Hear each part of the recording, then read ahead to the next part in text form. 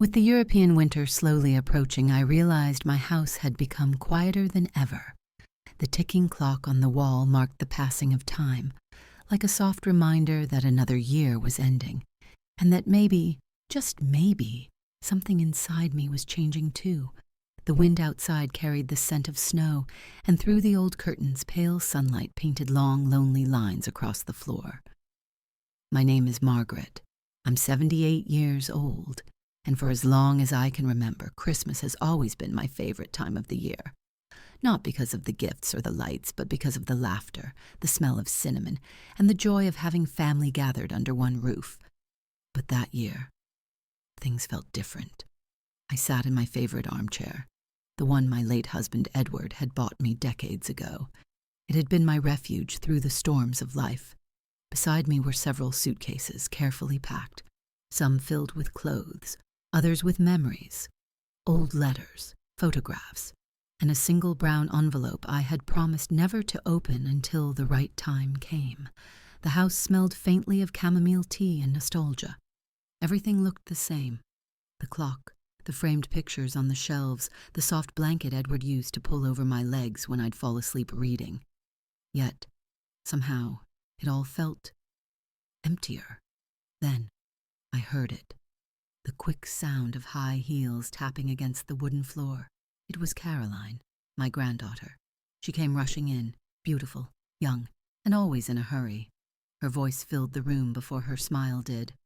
"Grandma, I've already packed all your winter clothes. The nursing home has central heating, so you'll be perfectly comfortable." The word home echoed in my mind like a bell out of tune.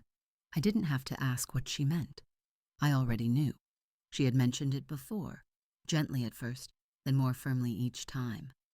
A temporary stay, she called it. Just for a few weeks I looked at the suitcases, then at her, and my voice came out soft, almost breaking. "But sweetheart, I thought we'd spend Christmas together this year, like we always do." She didn't look at me. Her eyes stayed glued to her phone. "Grandma, we've talked about this. It's only 2 weeks. Bruno and I are going to Florence. You know it's our dream trip. Florence." The same city where Edward and I had spent our honeymoon. The same city where he'd bought that beautiful little house on Via Torino, the one Caroline always talked about so fondly. I reached for the table beside me, picked up the brown envelope, and asked gently, "Caroline, did you ever read the terms of the inheritance your grandfather left?" She sighed, impatient. "Grandma, not now, please. The taxi's almost here." She walked across the living room, collecting the last of my things, too busy to notice how I was looking at her, memorizing her face, the same one I used to kiss goodnight when she was 5 years old. There was so much I wanted to say, but the words felt heavy, stuck between pride and heartbreak. She came closer, kissed my forehead quickly, and said, "I'll be back before New Year's. I promise." And just like that, she was gone. The sound of the front door closing echoed through the house like a farewell I hadn't agreed to. I stayed there for a long moment, staring at the door. The suitcases, the silence, and that old envelope were all that remained. I held it in my hands and ran my fingers over Edward's handwriting. "For Caroline, when the time is right." I could still hear his voice in my head, soft and reassuring. "Family, Margaret, is the only inheritance that can't be divided, only multiplied." That night, I sat by the window, watching the snow begin to fall. For the first time in my life, I wasn't sure where I truly belonged anymore. The hallway was long, bright, and far too quiet. Every step I took echoed against the polished floor, as if the walls themselves were listening. The air smelled faintly of disinfectant, clean but lifeless. Everything here felt organized, controlled, like time had been paused and stored away neatly on a shelf. A young nurse walked beside me, pushing my suitcase. She smiled kindly, the kind of smile people wear when they want to make sadness seem lighter. "You're going to love your room, Mrs. Margaret," she said cheerfully. "It has a beautiful view of the garden. When it snows, it looks magical." I nodded and forced a polite smile. "A garden view? I repeated softly, more to myself than to her. I tried to imagine it, a place where the world outside kept moving while life inside these walls slowed to a whisper. We stopped at the end of the hallway. She opened a door and stepped aside. "Here we are. If you need anything, just press the little button by the bed." I thanked her. When the door closed, silence returned. A deep, thick kind of silence. I looked around. A small room, a narrow bed with crisp white sheets, a wooden dresser, a single window. Everything was clean, but it felt temporary, like a waiting room for people who had already done their waiting. I placed my purse on the chair and slowly unpacked my things, a few sweaters, my wool scarf, and the framed photo I always carried, Edward and me on our wedding day, with a 5-year-old Caroline laughing in the background. I set it on the bedside table. For a moment, the room felt less cold. Sitting on the bed, I whispered, "Edward, I hope you'd be proud of how strong I'm trying to be." The only answer was the sound of the radiator clicking on, sir. The nurse returned with a cup of tea. "Chamomile, just how you like it," she said kindly. "Are you settling in?" I nodded. "Yes, thank you. It just takes time to get used to new walls." She smiled softly. "It always does. But you'll make friends here. We have music nights and movie Wednesdays. You'll see. It's nice once you get into the rhythm." When she left, I sat in the chair by the window and looked outside. Snow had begun to fall, slowly at first, then heavier, until the garden turned white. The streetlights painted golden halos over the ground. It was beautiful. In that lonely kind of way beauty sometimes is. I thought of Caroline and Bruno, already on their way to Italy. I wondered if they had arrived safely, if she'd even notice I wasn't there to wish her Merry Christmas in person. My eyes fell on the brown envelope again. I took it from my bag, feeling the weight of it. The paper had yellowed over time. Edward's handwriting still looked steady and elegant. I opened it and read the line I already knew by heart. Clause 7, the inheritance, including the property on Via Torino, Florence, shall be transferred to our granddaughter Caroline, only upon proof that she cared for her grandmother Margaret during the later years of her life, including the holiday season. I sighed. Edward always thought ahead, sometimes too far ahead. He had known one day this moment would come, that love would be tested not by distance, but by choice. I put the letter down and picked up the phone from the table. Caroline's number was still first on my contacts list. I pressed it. 1 ring, 2. Then voicemail. "Caroline, sweetheart," I began softly. "I hope you and Bruno are enjoying Florence. Your grandfather and I spent our honeymoon there, on Via Torino, actually. That's where he bought that house you love so much. I just wanted you to know that I'm thinking of you. Have a beautiful Christmas, my dear."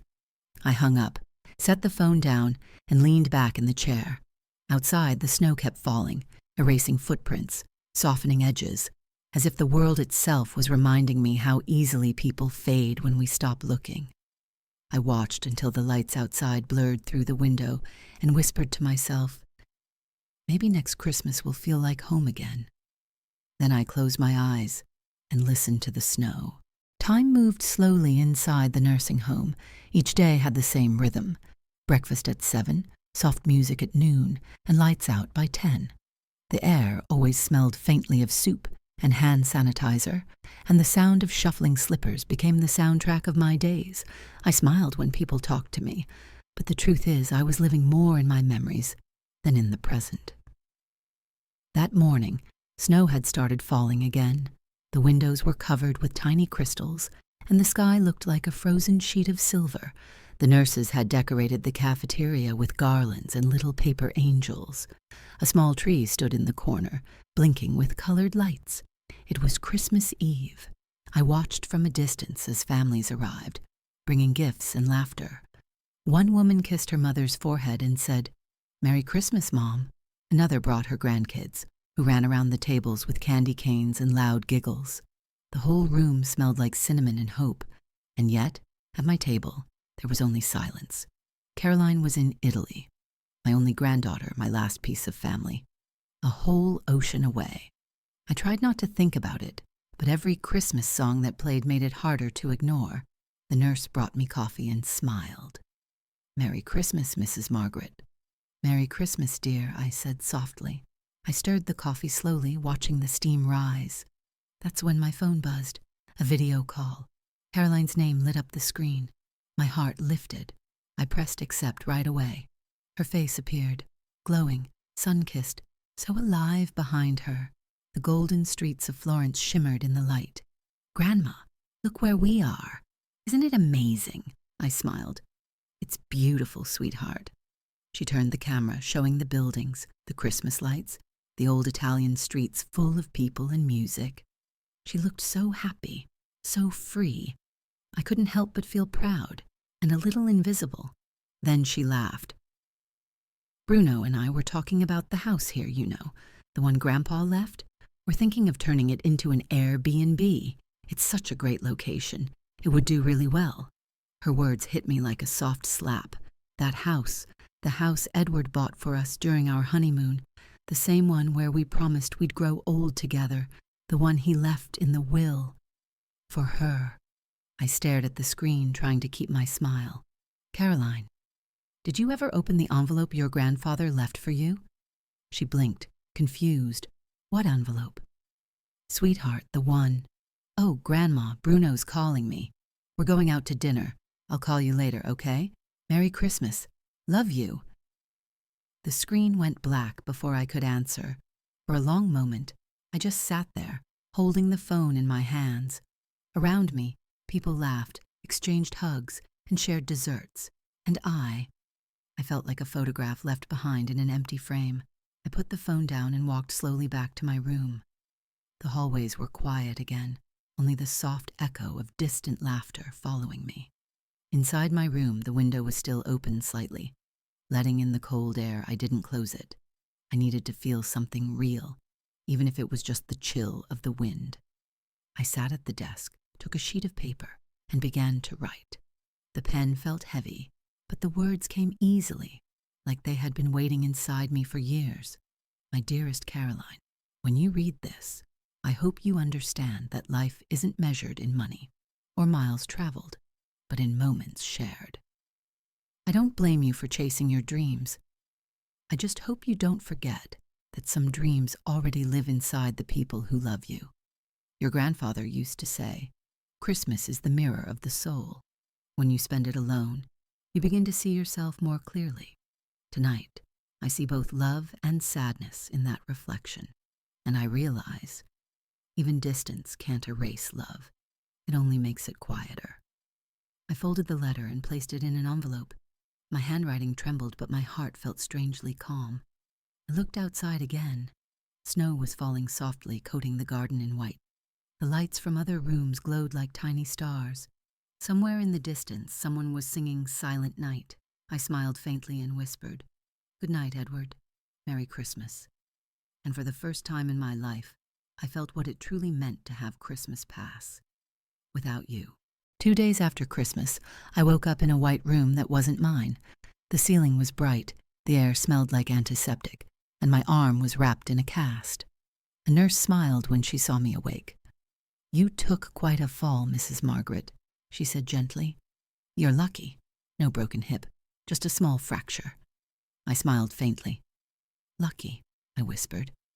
I wasn't sure if I believed that it had happened the night before.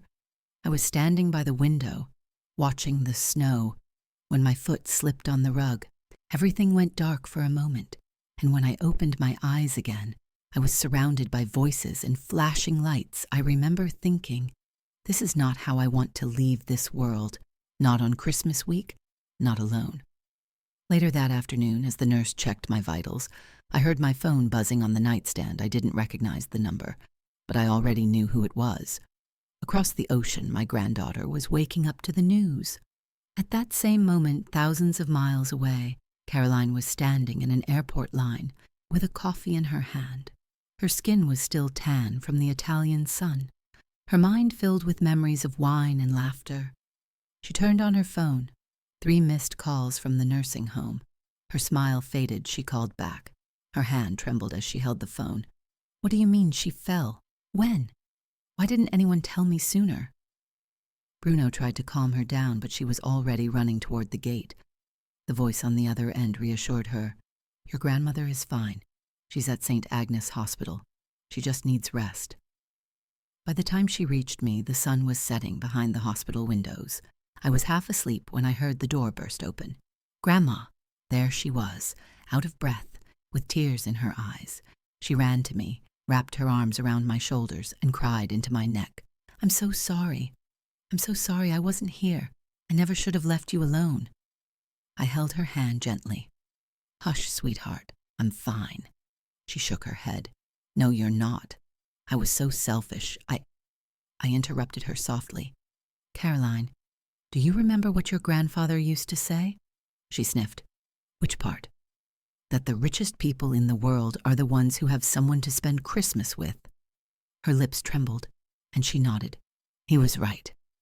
From the bedside drawer, I took out a sealed envelope, the same one Edward had asked me to give her when the time was right. I handed it to her. Your grandfather left this for you. It's time you read it. She opened it carefully, her hand shaking. The paper was old, but the handwriting was strong. Edward's, always precise. She began to read aloud, her voice breaking halfway through. My dear Caroline, if you are reading this, it means life has reminded you of something money can't buy. The house in Florence is yours. It always has been, but no home, no matter how beautiful, is worth more than the time you spend with the people who love you. The true inheritance is not in the will, but in the moments you still have left. Love them, protect them, never take them for granted. Grandpa Edward, tears streamed down her face as she finished. She looked at me, unable to speak. I reached up and brushed the hair from her cheek. You see, my love, your grandfather wasn't trying to test you. He was just trying to teach you, before time did. She cried harder, her forehead pressed against my hand. Please forgive me, Grandma. I smiled. You were never unforgiven. She laughed through the tears. Then promise me one thing. When you're better, we'll go to Florence together. I'll take care of you. I'll decorate that house. We'll make it our Christmas home. I looked into her eyes and said, that sounds like a wonderful plan. A year later, our Christmas looked very different. The same house that once felt so empty was now glowing again. The smell of cookies filled the kitchen. The trees sparkled by the window. And Caroline, my beautiful, stubborn Caroline, was dancing around the living room, trying not to burn the gingerbread. Grandma, she laughed. You didn't tell me this much cinnamon would make it smell like a bakery. I smiled. Well, darling, maybe that's the smell of forgiveness. She hugged me from behind. Next year, we'll celebrate in Florence. You and me. Grandpa's house deserves to be full of life again. I nodded. Then we'll start packing soon. But this time, we're going together. She laughed, and for a moment, I saw her as she was years ago, the little girl with ribbons in her hair, running across the living room, shouting my name. Outside, snow was falling again, slow and soft, like it was remembering. I looked toward Edward's photo on the mantel and whispered, You were right, my love. The greatest inheritance isn't what we leave behind. It's who we still have beside us. And for the first time in a long time, I felt complete. The fire crackled. Caroline hummed along to an old Christmas song, and somewhere deep inside, I